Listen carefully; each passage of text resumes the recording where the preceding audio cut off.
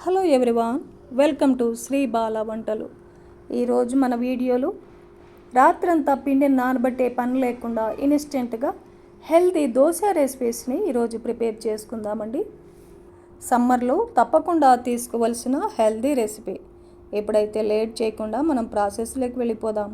టేస్టీగా దోశ రెసిపీని ఎలా ప్రిపేర్ చేసుకోవాలి అన్నది చూసేద్దాం. ఒక బౌల్ పెట్టేసుకొని 1 గ్లాస్ రైస్ వేస్తున్నాను.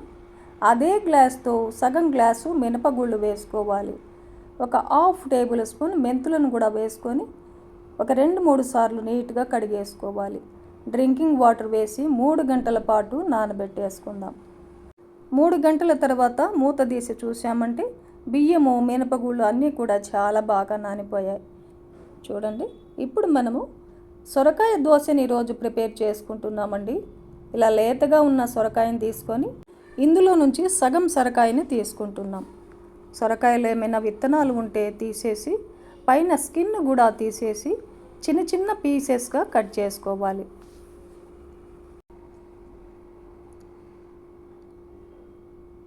ఇలా చిన్న చిన్న పీసెస్గా కట్ చేసుకొని 1 కప్పు సొరకాయ ముక్కలు అయ్యాయి అన్నమాట, సగం సొరకాయకి. ఇప్పుడు నానబెట్టుకున్న బియ్యంలో ఉన్న వాటర్ని అంతా సపరేట్గా ఒక బౌల్లో వంపేసుకొని మిక్సీ జార్లో వేసేసుకుందాం. 1 టేబుల్ స్పూన్ జీలకర్ర, టేస్ట్కి సరిపడా సాల్ట్, ఒక 2 పచ్చిమిర్చిని వేసేసుకొని కట్ చేసి పెట్టుకున్న సొరకాయ ముక్కల్ని 1 కప్పు వేసేసుకుందాం. మూత పెట్టేసి మిక్సీ పట్టుకోవాలి. నానబెట్టుకున్న వాటర్ని కొద్దిగా యాడ్ చేసుకుందాం. సొరకాయ ముక్కల్లో వాటర్ ఉంటుంది కదండి న్యాచురల్గా, అందుకే లైట్గా వాటర్ని యాడ్ చేసుకోవాలి మిక్సీ పట్టుకోవడానికి. ఇలా మిక్సీ పట్టేసుకొని ఒక గిన్నెలో వేసేసుకొని ఇంకొంచెం వాటర్ని యాడ్ చేసి బాగా కలిపేసుకుందాం. బ్యాటర్ కన్సిస్టెన్సీ ఇలా ఉండాలండి. ఇప్పుడు స్టవ్ ఆన్ చేసుకొని దోశ ప్యాన్ పెట్టేసుకొని వాటర్ని స్ప్రింకిల్ చేసి టిష్యూ పేపర్తో రుద్దేసుకుందాం. దోశను వేసేసుకుందాం. ఎంత పల్చగా అయినా దోశను వేసేసుకోవచ్చండి, చాలా చాలా బాగా వస్తాయి. స్టవ్ని హై ఫ్లేమ్లో పెట్టేసుకొని దోశను వేయించుకోవాలి. దోశ పచ్చిదనం పోయిన తర్వాత నెయ్యిని వేస్తున్నానండి. మీరు కావాలంటే ఆయిల్ అయినా వేసేసుకోవచ్చు, కానీ నెయ్యితో వేసామంటే దోశలు టేస్ట్ చాలా బాగుంటుంది. చూడండి, ఇన్స్టెంట్ దోశ అయినా సరే క్రిస్పీగా దోశలు ఎంత బాగా వస్తున్నాయో.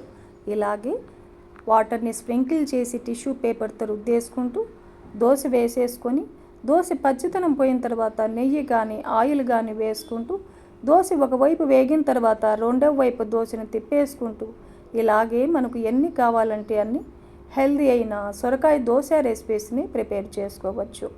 సమ్మర్లో సొరకాయని తప్పకుండా తీసుకోవాలండి, ఎందుకంటే సొరకాయలో వాటర్ కంటెంట్ ఎక్కువగా ఉంటుంది కదా, హెల్త్కు చాలా మంచిది, వెయిట్ లాస్కి కూడా హెల్ప్ అవుతుందన్నమాట. చూశారు కదండి ఈ సింపుల్ దోశ రెసిపీని. ఈ ప్రాసెస్లో మీరు కూడా ఇంట్లో ప్రిపేర్ చేసి టేస్టీగా ఫ్యామిలీతో ఎంజాయ్ చేయండి.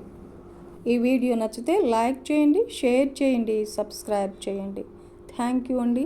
Thanks for watching.